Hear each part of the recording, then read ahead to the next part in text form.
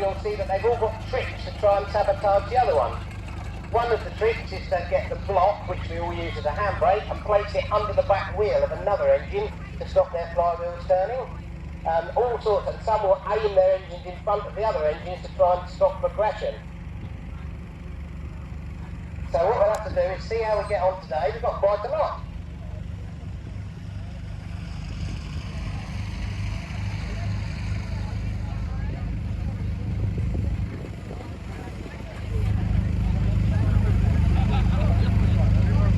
Well, what a wonderful array of steam engines. Look at that, isn't that great? So when everybody's ready, if they'd like to give us a whistle to see if they're paying attention. What's that, 75%? And what I'll do, I'll count you down to 3 to 1, and after that you can make your way to the other side of the arena. Now, members of the public, you have to keep a good eye and see whether anybody stops their flywheels or if there's any skullduggery going on. Okay guys, after 3. 1, 2, 3, off you go, make your way. Slow start. Aha, we've got the Aving at the end, he's away. So once he's started, he mustn't stop. 2 or 3 others are on their way now. We've got the Aving and Barford with a little tiny flywheel. He's quite low geared, you can see he's very, very careful with the regulator. Another good trick to help you go slowly, you'll notice puffs of steam coming out of the side of the cylinder on some of the engines, particularly this little Aving here. Well, those little taps on the side, when you're driving the engine sort of properly, they're to let water out of the cylinder because you don't want water in the cylinder because you can't compress it. And if you leave those taps open, it can help slow your travel, but unfortunately he slowed himself down too much. Now we've got a man running around with a block. Oh, look at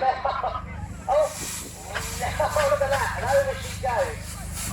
So that's Jess, ladies and gentlemen, that is a Marshall traction engine, a 5 horsepower traction engine. It's just demonstrated its power by climbing over the block that someone's trying to sabotage with. Oh, we've got another one here winding a handbrake on. So I think we've lost a few now. We've got 3 out, 4 out, I think. Jess is up over the block again. Apparently it's his own block, which makes it even more. Lionheart's doing the same. Like I told you, when I was young, this game was a game of honour, but not anymore. Look at them go. So I think we've got 1, 2, 3, 4, 5 still in the game. Polly seems to be doing well, which is good. Good old Max there, just keeping that crankshaft going steadily. But it appears everybody's got it in for Jess. Oh dear, William. What's the carry? Why are they all picking on you?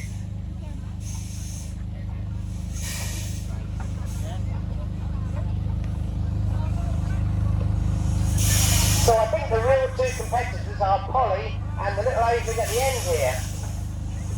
Although Polly's about to get a block. There you go, that demonstrates that. Handbrakes are being wound on. Oh, Polly, stop! Max, you stopped the flywheel. So I think we actually have a winner after all of that chaos, which is Ben at the end here with the Aving and Porter compound engine. Let's give him a big round of applause, ladies and gentlemen. Well done, Ben. To be honest, it's hard to keep up with some of this.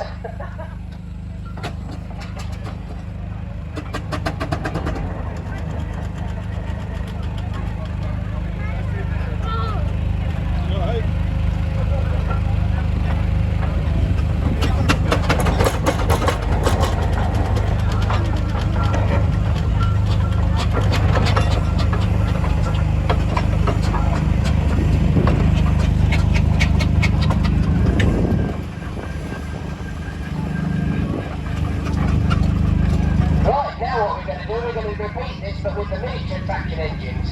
So we're going to park the full-size ones up over the other side of the arena and bring the miniature ones across to the first side of the arena.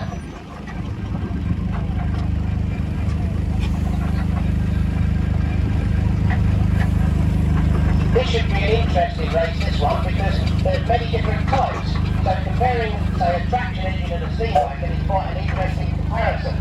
The steam wagons were designed for a good turn of speed, having 3 speeds of chain drive, whereas something like the 3-inch scale master traction engine in its full-size purpose meant that thrashing or wood sawing was quite agricultural.